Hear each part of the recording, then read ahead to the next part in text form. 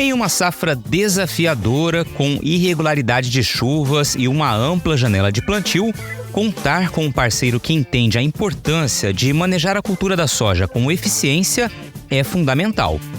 Essa é a BASF e, mais uma vez, a marca está ao lado do sojicultor em cada momento, no planejamento, nos desafios, até a hora de comemorar as conquistas. Porque de soja, você já sabe, a BASF entende bem. Na safra 23-24, o cenário de doenças será desafiador. Com um atraso no plantio, a soja pode sofrer com a pressão da ferrugem asiática no final do ciclo. Além dela, um complexo de doenças diverso pode causar perdas.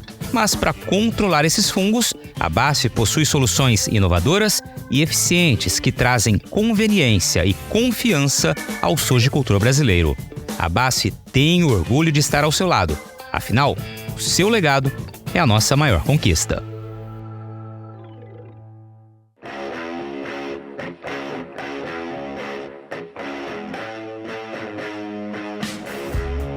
Porteira aberta, seja bem-vinda, bem-vindo ao podcast do Patrone, espaço para falar do agro com quem entende. Foi durante a pandemia, quando passou um tempo longe da área urbana, que ela percebeu o quanto os laços com o campo eram fortes. Neta e filha de produtores rurais, descobriu ali que um de seus propósitos era auxiliar a comunicação do agro, tanto como porta-voz da fazenda da família, quanto como assessora de imprensa, de lideranças e entidades do setor produtivo. Desde então, tem buscado tornar a realidade do mundo rural mais próxima de quem não a conhece. Um trabalho essencial para ajudar a desfazer mitos e informações equivocadas sobre a nossa maneira de produzir alimentos. Natural de Camapuã, Mato Grosso do Sul, a Maiara Martins escolheu o jornalismo como profissão. Tinha foco na comunicação empresarial, mas não demorou para que voltasse os olhos para o agro. Como jornalista e também produtora rural, consegue identificar oportunidades e os desafios enfrentados na hora de comunicar o campo, que, na avaliação dela, precisa ser mais didático com a imprensa e com a sociedade, já que, normalmente, os temas costumam ser mais técnicos e densos. Da Porteira para Dentro, fala sobre o orgulho em ver a fazenda da família, focada na produção de bezerros, ser reconhecida nacionalmente pela adoção de técnicas sustentáveis para recuperar pastos, preservar nascentes, conservar o solo e, consequentemente, tornar-se mais produtiva economicamente. Maiara Martins, que prazer recebê-la aqui no podcast do Patrone. A gente tem conversado muito, né? Nesse último ano em especial, fizemos alguns trabalhos juntos e você sempre muito solícita, é um dos pontos que eu sempre a elogio, não só diretamente para você, mas também para os assessorados, né? Que você faz um trabalho muito legal. E recentemente a gente conversando, eu falei, você é produtora rural? E você me falou, sim, sou produtora e me contou um pouco da história. Então o convite é mais do que justo, mais do que merecido e quero ouvir e quero que você divida também a sua história, a sua trajetória, né, e os teus pensamentos com os nossos ouvintes. Então seja bem-vindo ao podcast do Patrone. Como é que você está? Oi, Patrone, tudo bem? Obrigada pela oportunidade. É uma alegria, assim, uma honra, um orgulho muito grande poder estar aqui, falar um pouco da nossa profissão, né, do agrojornalismo e também falar um pouco da nossa produção ali, da porteira para dentro, da nossa fazenda, né, da nossa família, do legado que nós estamos construindo aí, porteira dentro e porteira fora. Ai, que legal. Sabe que a gente que se envolve com a comunicação agro, né, mesmo não tendo origem no campo, como é o meu caso, não tem origem, a não ser pelos meus, né, avós, né, como de muitos brasileiros aí, né, que vieram do sul do país para a região centro-oeste e mudaram a atividade, mas meus avós foram também do campo, no Paraná, e a gente tem ou descobre uma paixão muito grande pelo campo, pela arte de comunicar o campo, né, é o meu caso. E você, evidentemente, tem isso também na veia. E com um detalhe, né? Você tem a história de ligação com o campo desde a tua origem, né? Então eu queria que você começasse falando um pouquinho dessa sua trajetória, essa sua ligação aí quase que umbilical com a área rural.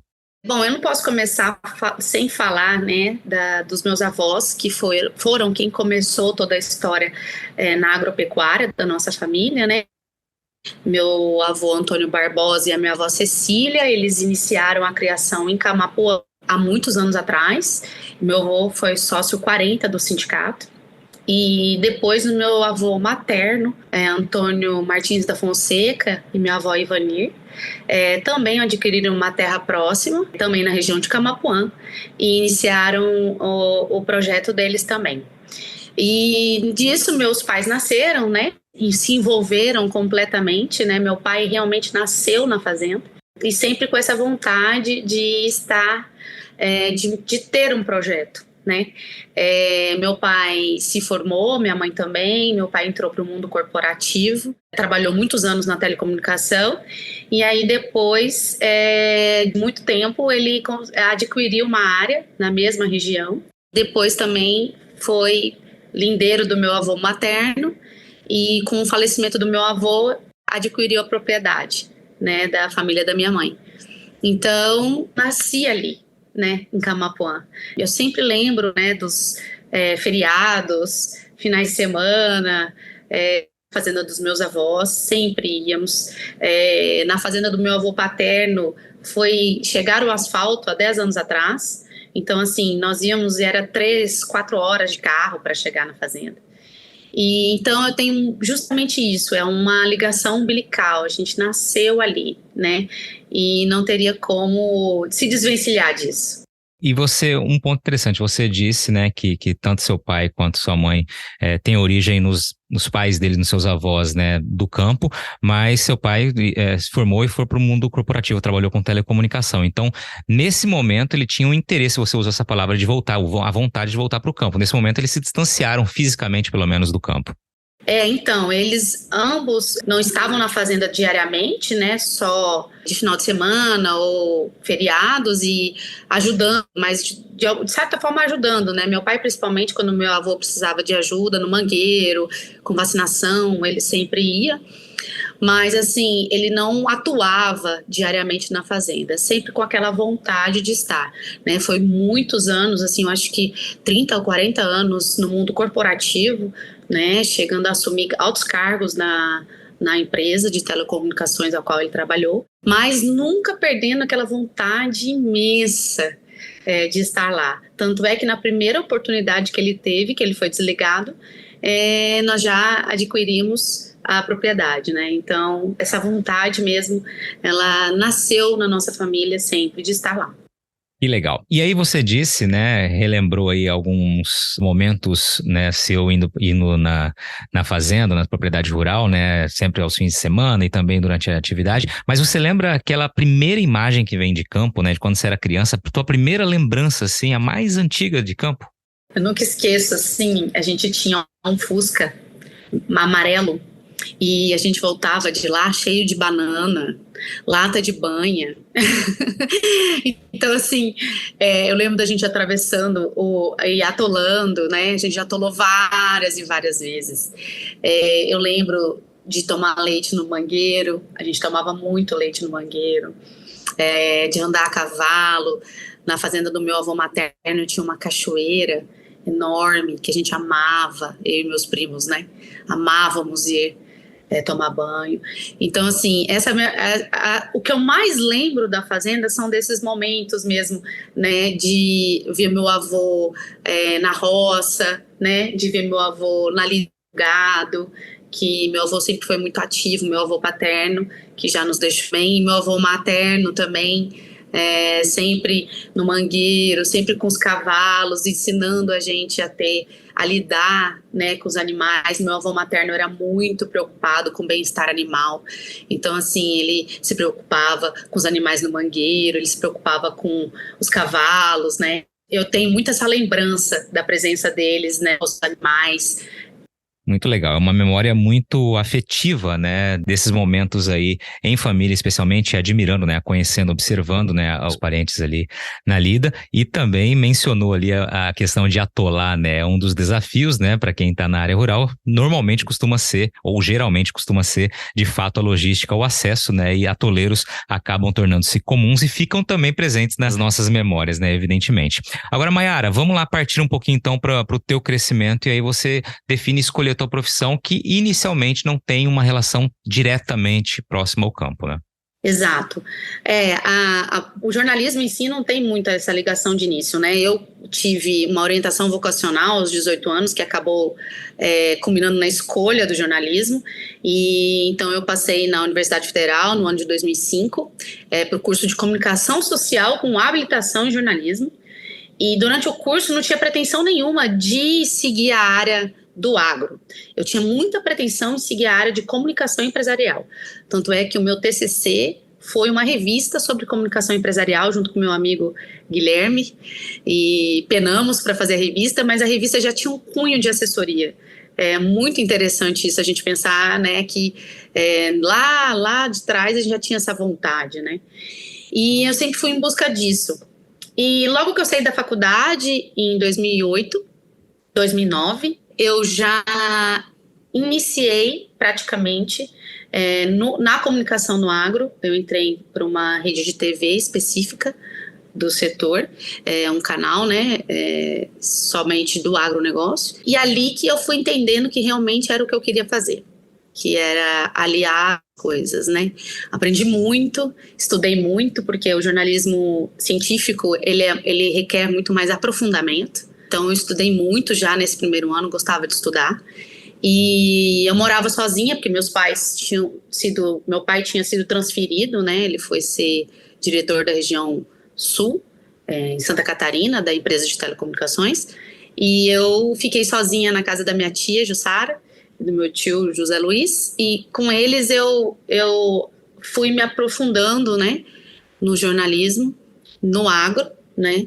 E passei por 2 redações e na verdade eu fui para uma redação, aí fui para uma assessoria, fiquei pouco tempo nessa assessoria, uma assessoria muito antiga aqui do estado, vanguardista, e logo depois eu fui para um outro canal de TV aberto, mas que tinha um programa específico do rural, né?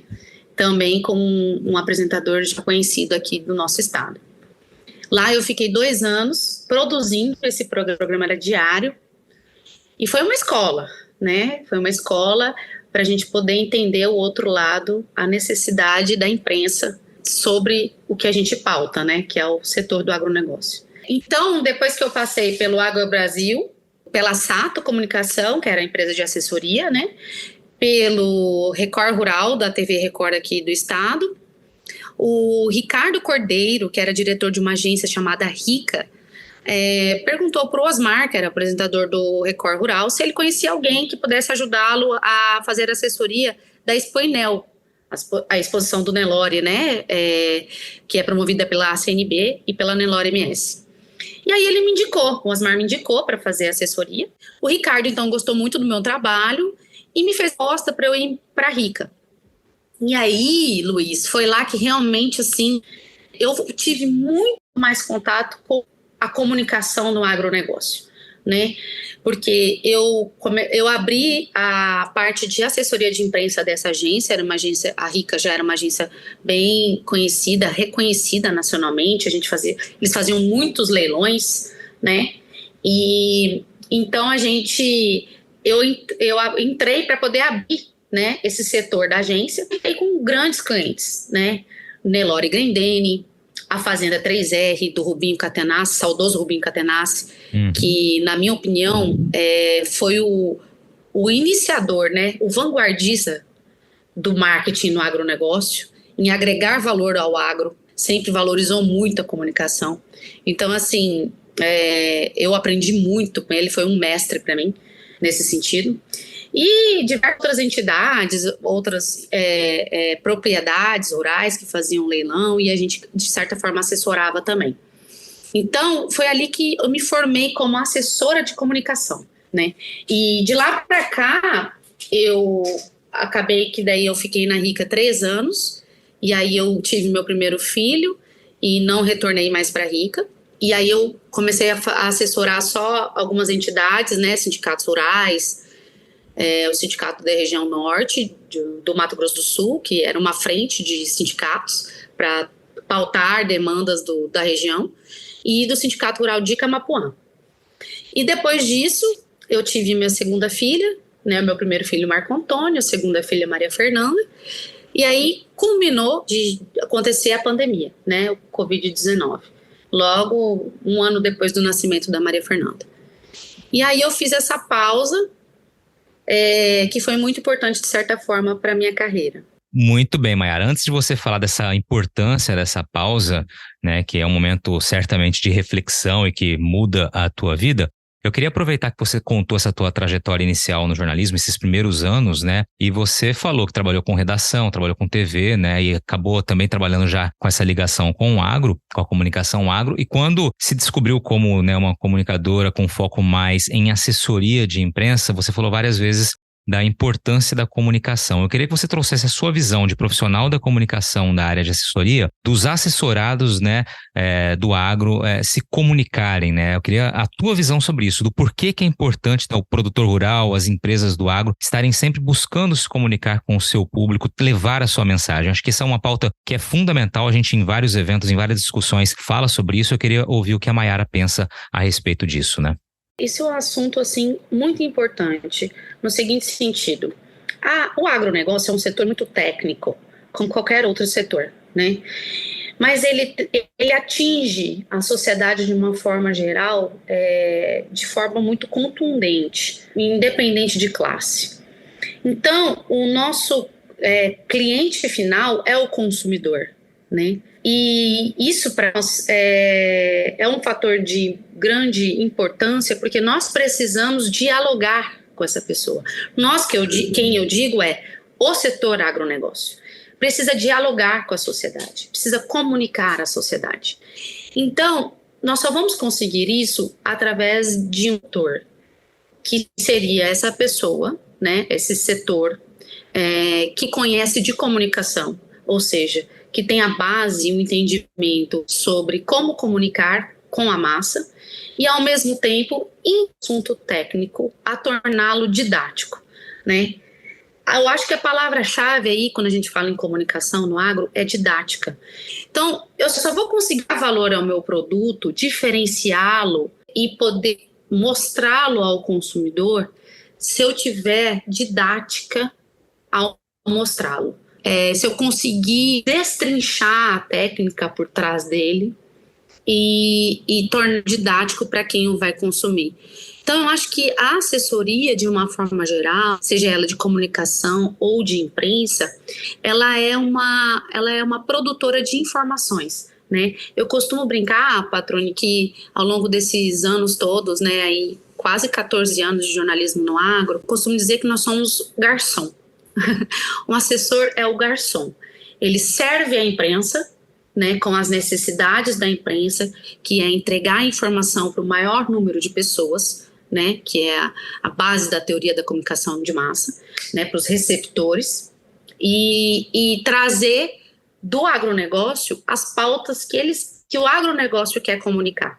Então, identificar dentro do setor aquilo que é necessário comunicar, que é necessário agregar valor, que é necessário esclarecer e transparecer para o maior número de pessoas, né? E entregar isso à comunicação, à imprensa, ao veículo, né? Porque o veículo, por conta da sua rapidez, né, por conta da sua necessidade instantânea, ele não tem condições de aprofundar em certos temas. Então, o assessor, ele está aqui justamente para isso. Luiz, eu tenho um tema para você, XYZ.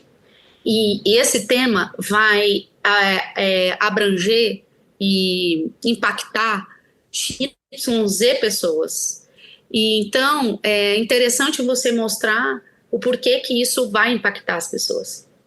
Legal. E aí, Mayara, antes de você falar sobre esse momento da pandemia, né, o que significou para você, o que você descobriu, né, a partir desse momento de reflexão, esse pensamento da relevância da comunicação para o agro, né, para o produtor rural, para as empresas do setor, enfim, é a mesma visão que você tinha no passado ou não? Você realmente teve um momento de amadurecimento com a profissão, enquanto aí filha neta de produtores rurais? Acredito que não era da mesma forma que você pensava, que você entendia dentro da fazenda a importância de estar levando a informação, de comunicar-se. Obviamente as coisas foram mudando, mas eu queria também entender a mudança de pensamento para você. Ah, não, com certeza. Antes do jornalismo, né, eu não via uma necessidade do agro se comunicar. Mas, assim, não só depois do jornalismo, Luiz, mas principalmente depois que a gente foi acessando esses grandes players, né? Grandes empresas e corporações, foi tendo acesso, né? Foi tendo proximidade. A palavra de ordem hoje em dia, em todo qualquer congresso, fórum, etc., que se fale de agronegócio, é comunicação. E aqui eu não estou puxando sardinha, não. Eu estou dizendo de uma dificuldade do setor de uma forma geral em se comunicar. Então, eu acho que o que me impactou ao longo desses anos foi que quando eu não era jornalista, eu não via necessidade de se falar da porteira para fora, né? Eu achava que a gente tinha que produzir nosso produto em a prateleira e acabou. E não. Depois da comunicação, e principalmente depois de passar por redação primeiro, como assessora, e depois entender a necessidade do produtor rural ou das corporações que produzem no agro, da indústria do agro, né, de uma forma geral, de todo o caminho, né, do agro, fez com que eu pudesse compreender muito melhor de que forma comunicar isso, né? E existe uma lacuna muito grande, Luiz, assim, é uma dificuldade muito grande em unir esses dois elos. E eu acredito muito que existe isso por algo assim muito banal, que chama-se preconceito, né? Então, assim, forma-se um preconceito, tanto de cá para lá quanto de lá para cá. E é uma coisa que acho que hoje em dia devia ser banida, né, do nosso dia a dia, porque a gente já percebeu em tantas frentes, em tantas áreas da nossa sociedade, que preconceito só leva a gente ao pior, nunca engrandece. Eu acho que o pensamento é bem por aí. A comunicação é a grande dor do agro hoje, né? O agro tem muita dificuldade em comunicar, tanto internamente como externamente. E só existe um perfil que pode ajudar isso, né? Eu acho, que é justamente quem se aprofunda na comunicação de forma técnica e consegue fazer essa interlocução, né? Então, eu acho que o agro precisa valorizar esses profissionais, não só os assessores de imprensa, mas a imprensa de uma forma geral, porque valorizando a gente vai conseguir melhorar essa comunicação e essa didática da comunicação, né? Que é o que a gente precisa cada vez mais. Investir em sementes de alta qualidade é fundamental para o sucesso de uma lavoura, né? Quando este investimento é planejado com antecedência, então o resultado é ainda melhor. Então olha só, presta atenção nesta oportunidade para já começar a programar a safra 2024-2025, adquirindo o insumo de uma empresa com mais de 20 anos no mercado e uma história associada ao tripé qualidade, credibilidade e inovação. A Agrosol está com 2 promoções incríveis para quem quer levar para a fazenda sementes de alta produtividade com condições especiais, como a possibilidade de escolher as variedades só no ano que vem. Olha só, na Black November 2023, você compra sementes de soja da Agrosol com um tratamento completo, prontas para plantar e tem até o dia 29 de dezembro deste ano para pagar. A campanha também vale para sementes de milho da Crivos. Já a promoção Saia na Frente com a Agrosol vale para todo o portfólio da Agrosol. Você fecha o negócio até o fim deste ano e só paga no primeiro trimestre de 2024. Além de garantir qualidade para a próxima temporada, nas 2 promoções você ainda concorre a prêmios sensacionais. Entre eles, uma picape Ram 3500, um UTV Defender Max e motos 250 cilindradas. Vale lembrar que a Agrosol tem 2 centros de distribuição de sementes aqui em Mato Grosso, um na BR-163 e outro em Campo Verde, que garante logística eficiente, com entrega rápida, na hora certa e, claro, mais segurança e tranquilidade para você começar a safra. Para saber mais, é só entrar no Instagram da Agrosol ou acessar o site agrosolsementes.com.br. Mayara, aí a gente chega ao momento, né, que você falou da pandemia e que tem um significado evidentemente diferente para todo mundo, tem um direcionamento, e eu queria que você dividisse aqui com a gente, né, o porquê foi um momento especial para você no que diz respeito à mudança de rumo da tua trajetória. Eu me emociono sempre que eu falo desse momento, porque foi uma virada de chave muito grande, assim.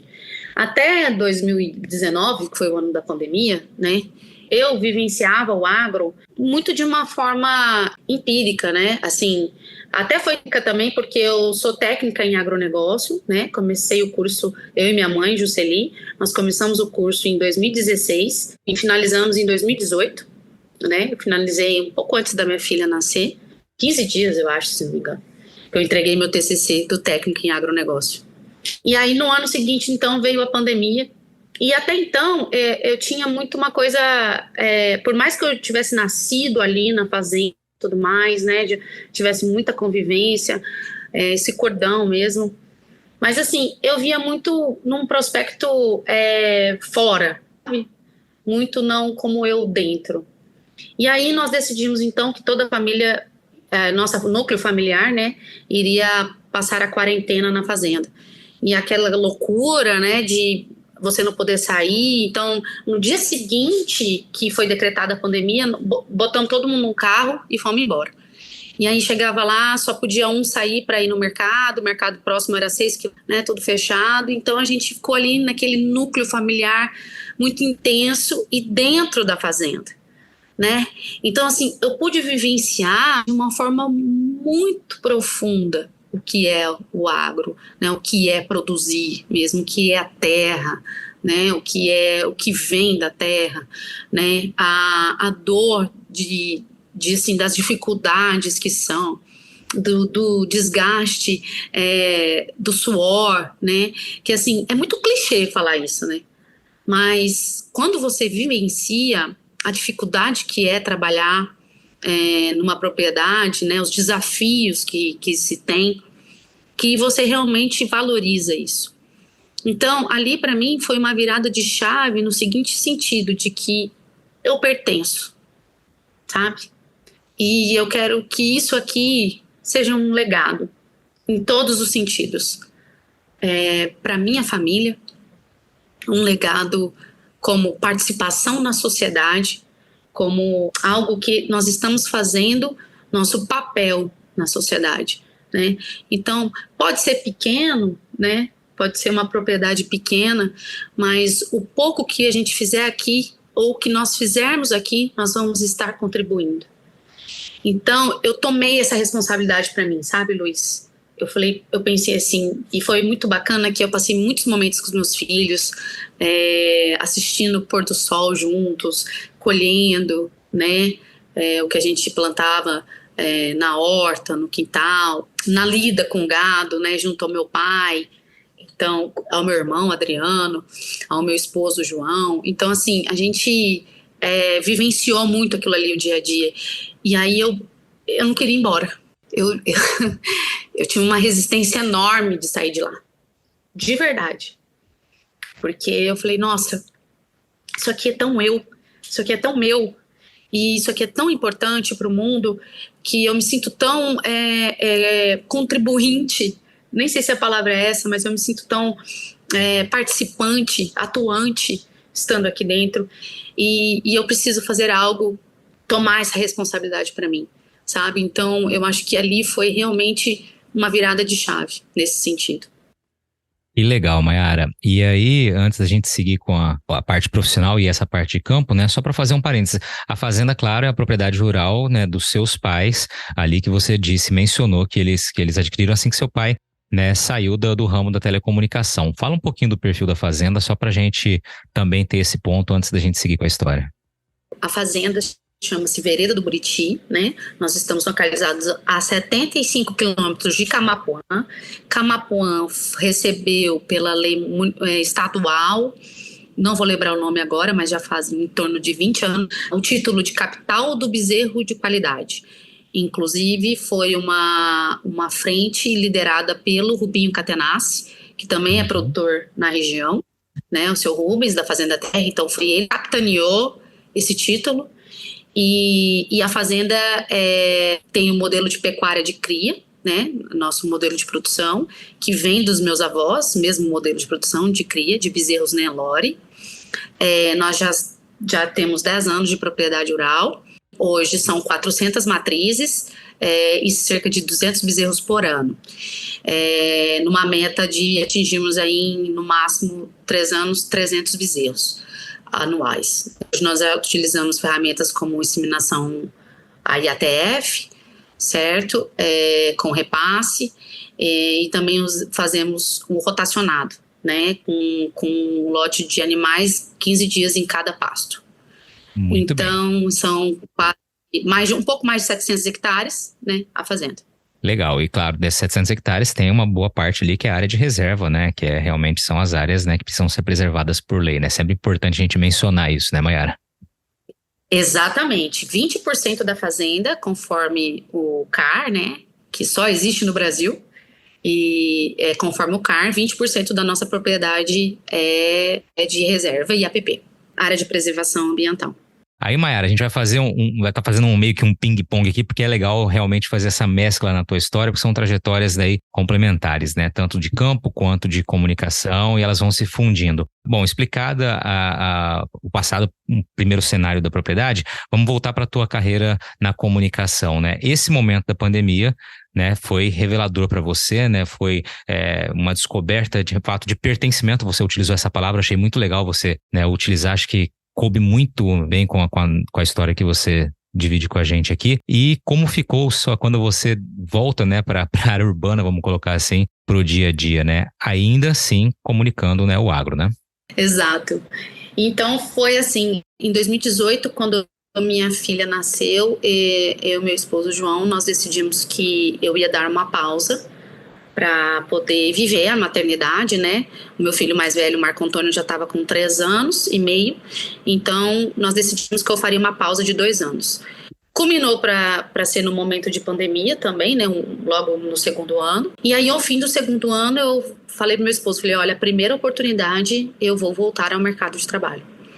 E a primeira oportunidade não foi no agro, né? Foi fazer um freelancer na Energisa, que é a empresa de energia aqui do nosso estado, o meu Rodrigo Correia, que assim tem uma admiração enorme. O Rodrigo me contratou para fazer esse freelancer, né, junto com a Energisa, e aí eu fiquei 1 mês na Energisa.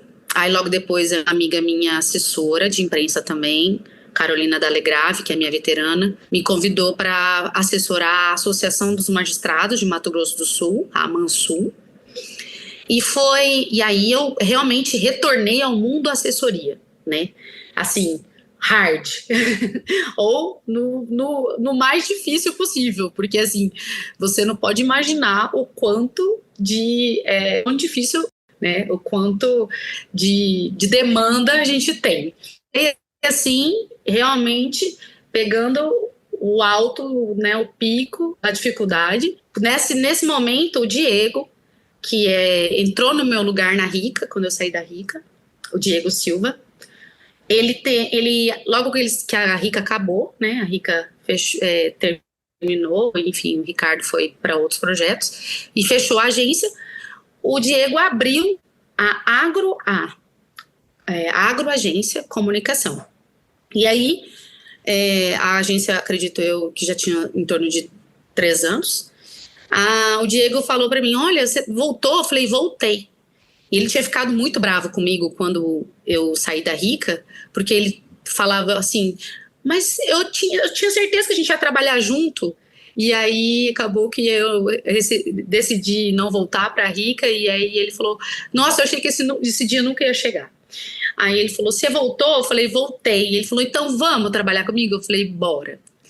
E aí foi aí que assim eu tive uma retomada no agro, que foi muito avassaladora, né? Logo eu já estava com as contas da agência sobre a minha responsabilidade e contas importantes e eventos, né? Porque a agência é uma agência muito especializada, né, no setor. A gente não faz muito leilão como a Rica fazia, mas a gente atende muitas empresas, muitas entidades do agro, né? Atendemos muito. nichado, né? Hoje praticamente 100% da agência é agro. E aí, logo eu já me tornei diretora de pecuária da agência. Então, praticamente todos os clientes de pecuária estão sob a minha responsabilidade, né, o meu guarda-chuva. E aí eu vivencio isso, respiro isso diariamente, né. O Ricardo também me passou algumas outras empresas, né. Eu voltei a ser assessora da 3R, né. O seu Rubens faleceu em 2019. A fazenda foi assumida pelos sucessores, os filhos, Henrique, Ana e o esposo da Ana, o Chese. E então eles me chamaram para eu voltar a ser assessora deles. Sou assessora desde então, né? Eu que planejo toda a comunicação da fazenda, em redes sociais e offline. E na agência eu tenho esse contato diário com os meus clientes de assessoria de imprensa mesmo e também de assessoria de comunicação. Então, assim, hoje, Luiz, eu respiro agronegócio da hora que eu acordo à hora que eu durmo. Praticamente, assim, full time a minha vivência no setor. Muito bem, Mayara, muito bem. Deixar um abraço aqui para o Diego, né? O Diego que trabalhou aqui em Mato Grosso também, né?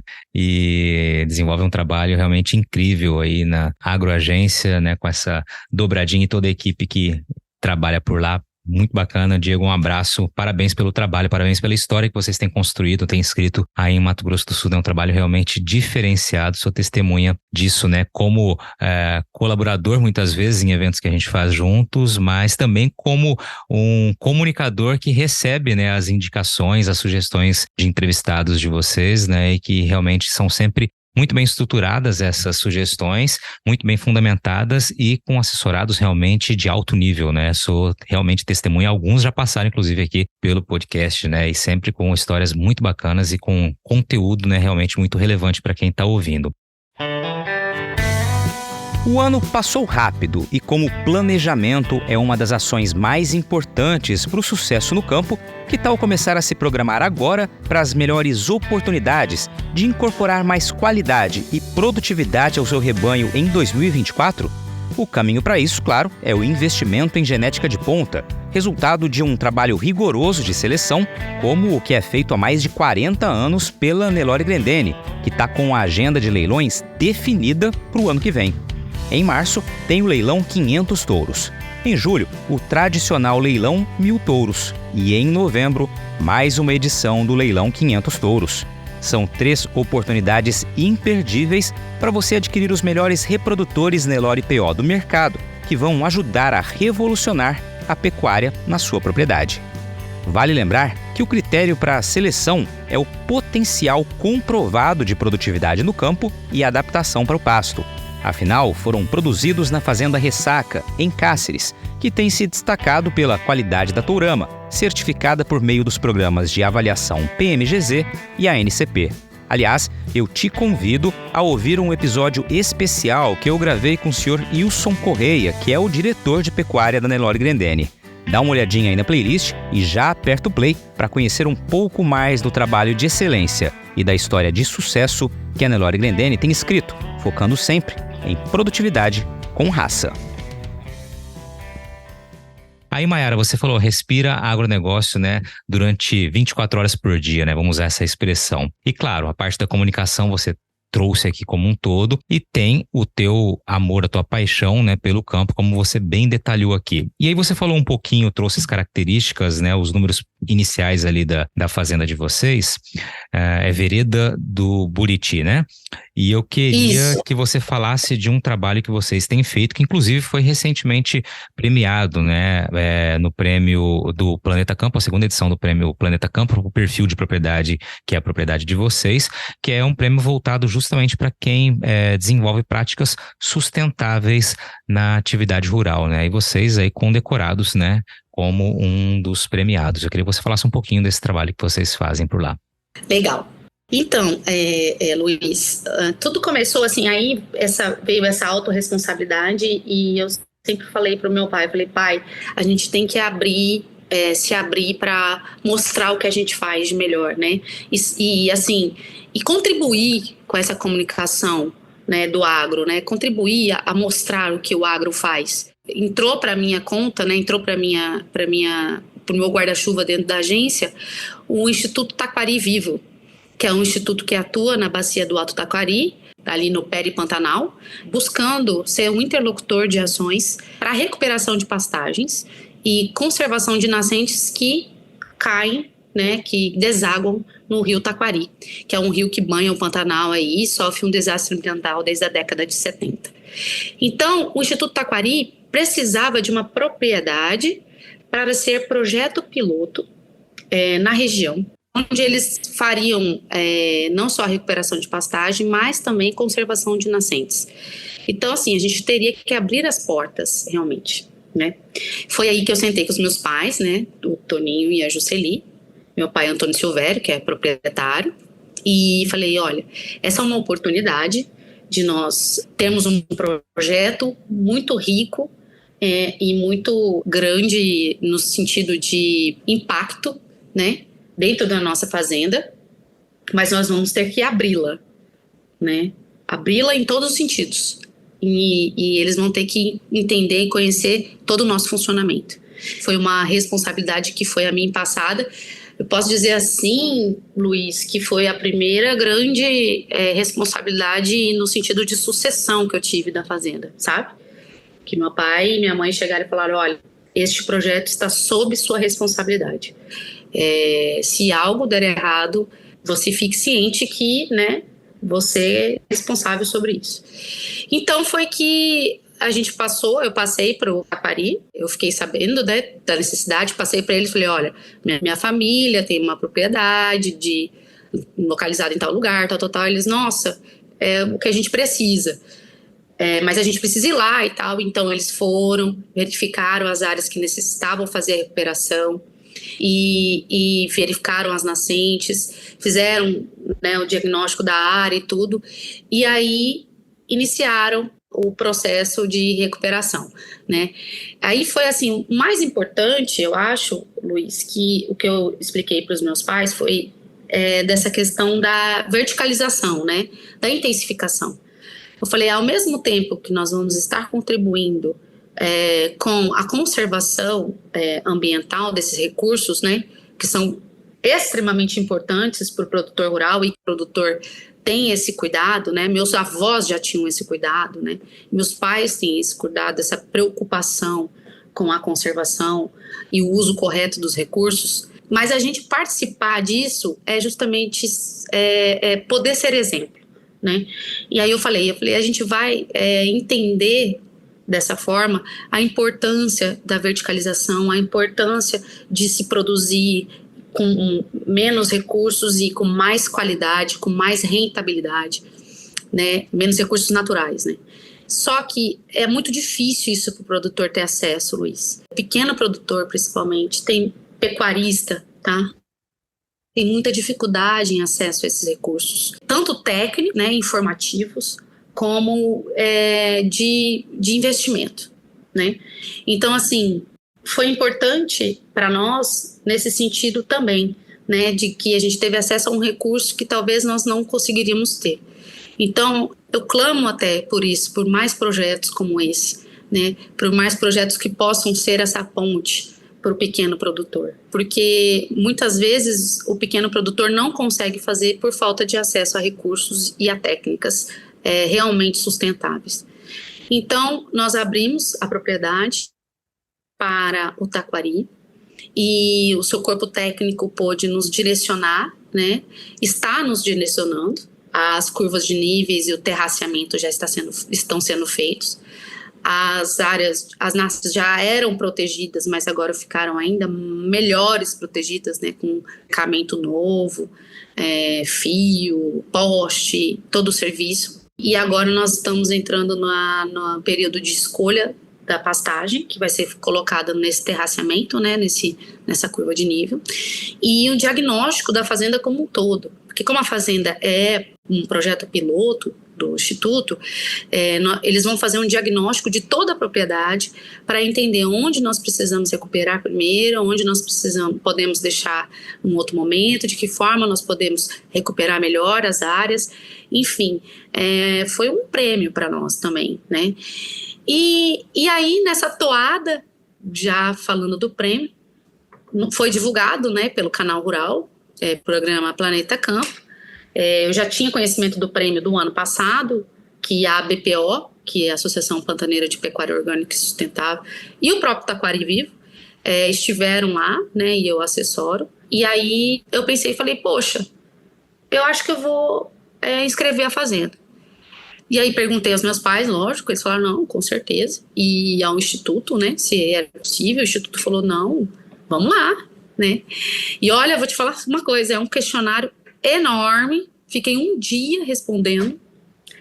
Ele é bem minucioso e concordo, tem que ser mesmo, porque tem que se premiar realmente aquilo que fazem a observação.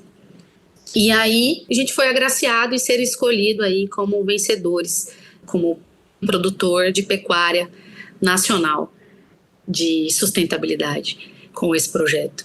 Muito bem, Mayara. Olha, parabéns para vocês pela história. Eu acho que tem alguns pontos que merecem ser destacados nessa sua fala aqui, né? Muito detalhada que você nos trouxe. Primeiro, a coragem de abrir as portas, né? Quando você usou mais de uma vez essa expressão, a gente abriu, né? Os dados abriu as portas, é justamente porque você vai receber orientação, sugestão e nem sempre todo mundo está preparado para receber sugestão na própria casa, né? E eu acho que isso é muito simbólico, então é um passo muito importante receber, né, de braços abertos, de fato, toda a orientação e todas as sugestões que foram repassadas pelos técnicos que exigem uma transformação, né? Essas sugestões muitas vezes mudam a rotina, mudam o jeito de encarar a atividade, buscando, claro, sempre o melhor, mas sempre dependem de um processo, né, de aceitação e de implementação dessas iniciativas, dessas ações.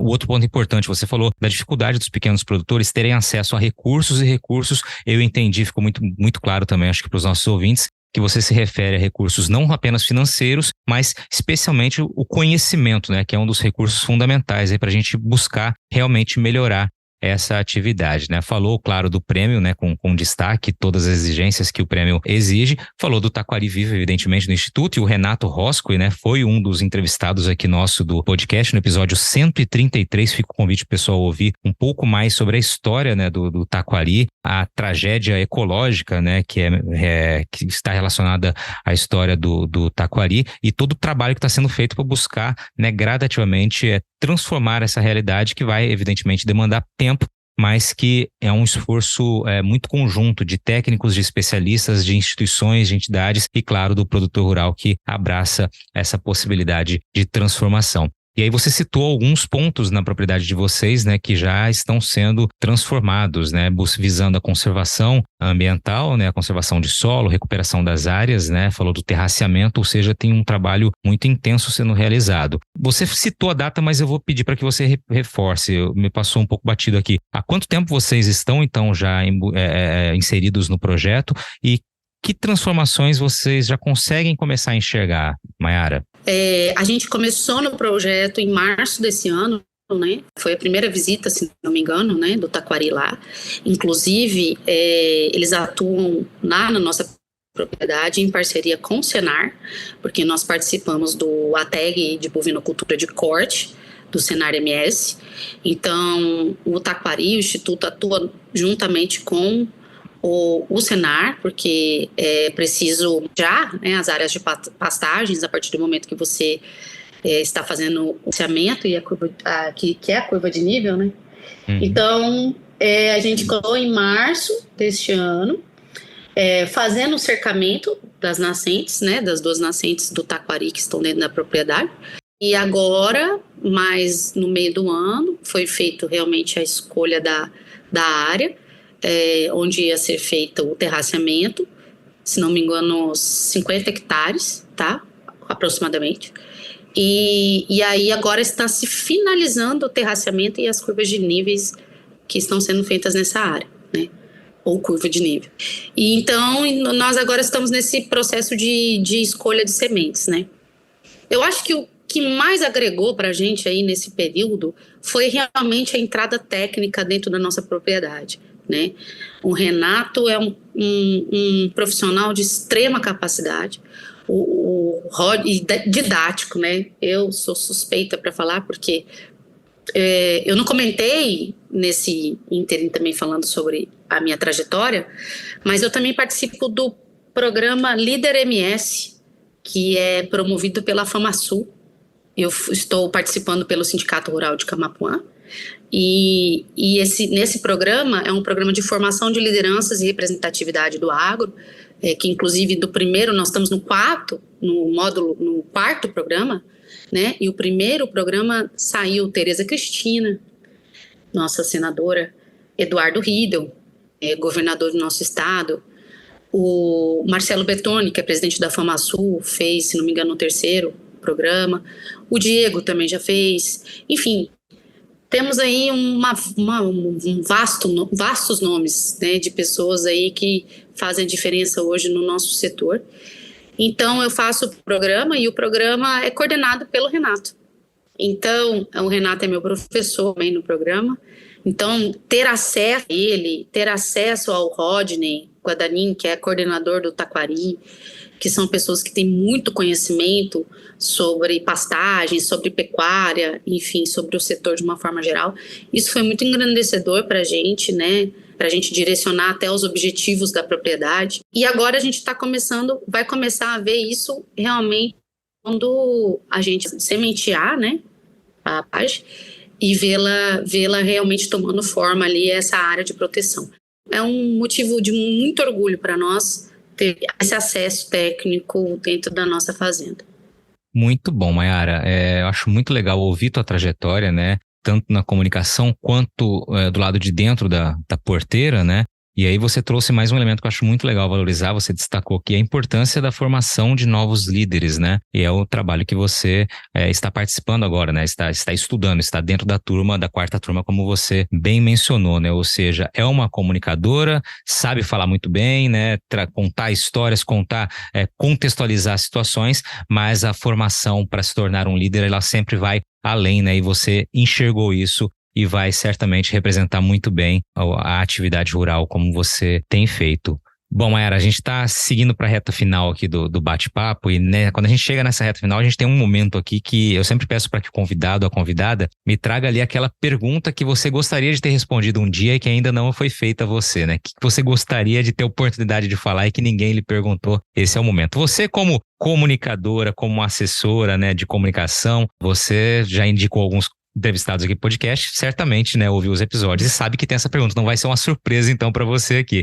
Mas eu queria que você dividisse com a gente, né? O que é que você gostaria de responder que ninguém lhe perguntou ainda? Eu gostaria de responder, que ninguém nunca me perguntou, é a importância da comunicação no agro. Eu acho que o porquê a comunicação hoje deve ser valorizada, né? As pessoas não perguntam assim diretamente, elas perguntam por que a imprensa é desse jeito? Por que eles falam dessa forma? Eu respondo normalmente, porque eles têm necessidades diferentes e enquanto a gente não for didático o suficiente, a gente não vai conseguir comunicar. Então, eu gostaria muito que esse termo comunicação fosse mais explicado à sociedade, sabe? Comunicação no agro, principalmente. E de uma forma geral, tá? Eu digo, por que comunicar no agro para os produtores rurais? Por que comunicar no agro para a sociedade?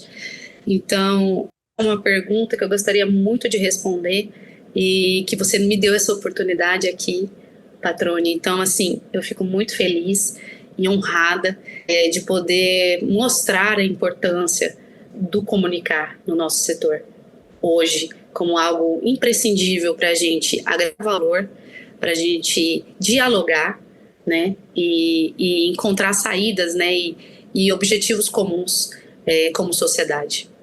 Muito bem, eu concordo plenamente com você. Eu acho que você usou a palavra didático, né? Realmente, a gente precisa ser didático, principalmente quando a gente se refere a um setor que é tão tecnificado e que tem tantas áreas correlacionadas, né? Então, realmente, a gente tem que pensar do lado do comunicador, que ele precisa, o jornalista, enfim, Ele precisa estar alimentado de informações e da tradução do que significam aquelas informações, né, para que essa mensagem que ele vai repassar também se torne a mais próxima da realidade possível, né? Isso é importante que a gente também se coloque nessa posição, como você bem destacou. Eu vou fazer uma pergunta adicional aqui que me surgiu a curiosidade projetando o futuro. Mayara, daqui a 15 anos, 20 anos, a Mayara vai estar em Campo Grande trabalhando com comunicação, no escritório, em home office, ou vai estar lá em Camapuã, na fazenda, vai estar na lida, já como uma porta-voz também do agro, já com o curso de liderança já concluído, evidentemente, né, e representando o setor. Como que você se vê daqui a 10, 15 anos? Assim, é claro que eu me vejo daqui a 10, 15 anos num processo sucessório mais avançado, né? Hoje eu fui escolhida pela minha família como porta-voz, principalmente depois do projeto, né, ter entrado na nossa fazenda. Então hoje eu sou a porta-voz, até porque, né, sou jornalista, e isso facilita de alguma forma entregar a mensagem. Mas eu, sinceramente, assim, eu me vejo ainda muito como assessora. Eu amo muito, muito mesmo. Eu sei que, assim, isso é uma dádiva, né? Porque tem muita dificuldade na profissão, e eu falo isso muito para os meus filhos. Mamãe ama o que ela faz, mamãe ama o trabalho dela. E eu amo mesmo. Eu amo mesmo fazer essa ponte, ser essa interlocutora. E pretendo daqui 10, 15 anos continuar fazendo essa interlocução com um pezinho maior lá dentro da fazenda, em vez de uma vez ou ir somente na inseminação, estar mais presente de forma administrativa também, e também estar mais presente de forma representativa, né? Talvez nos sindicatos, entidades, enfim, porque a gente precisa ter pessoas que lancem mão dessa vontade, né? De falar, de dialogar e de alguma forma levar o agro adiante. Então eu quero continuar tudo que eu faço hoje um pouquinho mais intenso daqui 10, 15 anos, mas sem deixar de fazer. Talvez com menos clientes, talvez com menos correria, mas sem de forma alguma deixar de comunicar no agro, que é a minha paixão. Maravilha, Mayara, que assim seja. Então, obrigado pela sua participação, pela tua história ter sido dividida aqui de maneira tão transparente como você o fez. Parabéns mais uma vez pela trajetória. Foi uma honra recebê-lo aqui no podcast do Patrone e vamos em frente. Meu amigo, eu que agradeço mais uma vez o orgulho e a oportunidade de estar aqui no teu podcast. Sou tua fã. Sua trajetória também é linda, você representa muito a nossa comunicação no agro, você comunica muito o nosso setor, isso é muito importante. Eu digo como produtora rural e como colega de profissão, é um exemplo também de dedicação e esforço aí na nossa profissão. Quero agradecer especialmente à minha família, claro, né, a Buriti, os meus pais e ao meu irmão Adriano, meu esposo João e aos meus filhos, que são o legado, né? A Maria Fernanda fala muito que ela vai assumir, que ela é boiadeira, então ela vai ser médica de bezerro. E o Marco Antônio também, então agradecer aos meus colegas, a agência que me colocou nessa posição aqui agora, recentemente, a todos aqueles que fazem parte da minha trajetória. E assim, muito orgulho de poder estar aqui representando, de certa forma, essa comunidade que é o agrojornalismo, e de uma forma tão intensa como é ser produtora e ser jornalista. Responsabilidade dupla, costumo dizer. Eu tenho uma responsabilidade dupla, porque eu estudo, eu comunico e eu atuo. Então, é algo muito grande. E eu fico muito feliz de ter sido escolhida por Deus para poder estar aqui nesse papel, nesse mundo. Muito obrigada. E aí, gostou do bate-papo? Então dá aquela força e compartilha essa entrevista com os seus contatos. E olha, aproveita para mandar aquele feedback dizendo o que você está achando do podcast do Patrone. Pode criticar, elogiar, sugerir temas e pessoas para dividir boas histórias aqui nos próximos episódios. É só enviar uma mensagem lá no Instagram para @LuizPatrone que a gente troca uma ideia, viu? Então, gente, sucesso da porteira para dentro, força e fé da porteira para fora e vamos que vamos. Você ouviu o podcast do Patrone, agroinformação com quem entende.